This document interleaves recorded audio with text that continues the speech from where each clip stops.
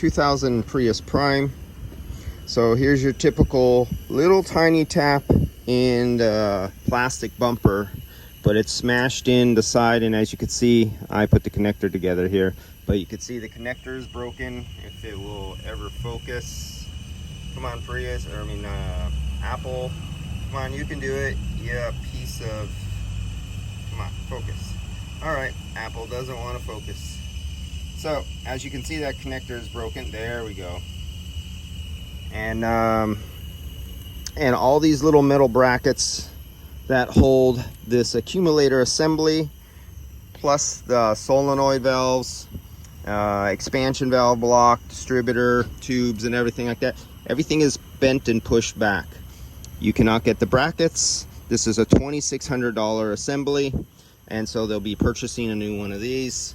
And sometimes I got to tell them to look in the back. I think they know. I think this particular shop has already done 2 or 3 of this, and I told them to look in the back and look at the tubes, and some of the metal tubes in the back get pushed back and bent, so they might be replacing additional lines on top of just the accumulator.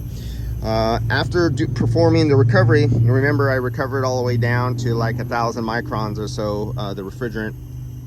You do not leave the system under a vacuum, so a technician takes it apart, they open the line, and it sucks in moist air. This is a high voltage electric compressor on here with POE oil, ester oil, very hygroscopic. It sucks the water right out of air, just like a dry sponge. When you soak the corner of a dry sponge and you just touch the water climbs all the way up to the top of the sponge. The exact same thing in the AC system. If it's under vacuum and you recovered the refrigerant out of it, the moment you open it up, wet air goes in and just completely saturates all the POE oil.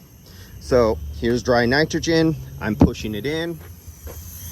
You can hear it coming out of here. So all I did was push a little dry nitrogen in first. I pressurized it to like 1-2 psi, and I just left it open like this so you can hear that the dry nitrogens come out. So now the system will be under a positive pressure of dry nitrogen when the technician, only 1 or 2 psi, that's it, that's all you want.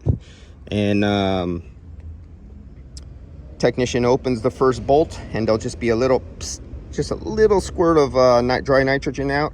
It won't suck in wet air. The technician puts rubber plugs in or over, or tapes off. Tape's not the best, but whatever you have to seal the lines as good as possible, not to contaminate the system, because to repair this system is several $1,000s. I kid you not.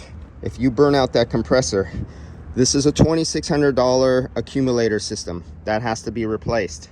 You have a few more $100s for this condenser. Now this is a low volume production model condenser. You'll notice something different about this condenser. It's a little bigger and thicker than the standard Prius condenser.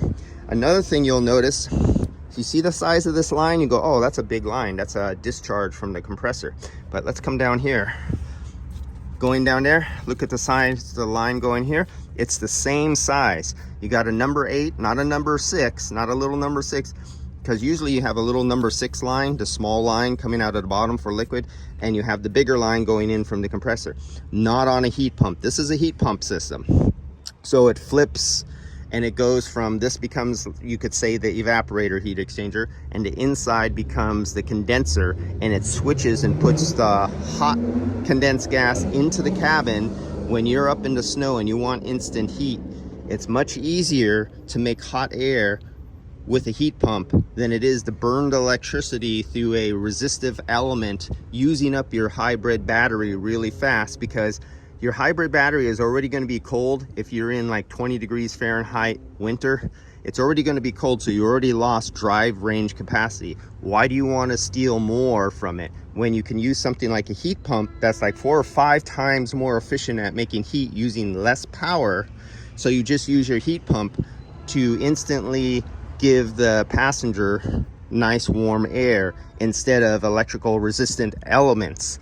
And then once the vehicle gets driving down the road in the snow and the engine heats up and the coolant gets hot, then you can turn off the heat pump. It'll automatically do that, and then start using the hot coolant from the engine.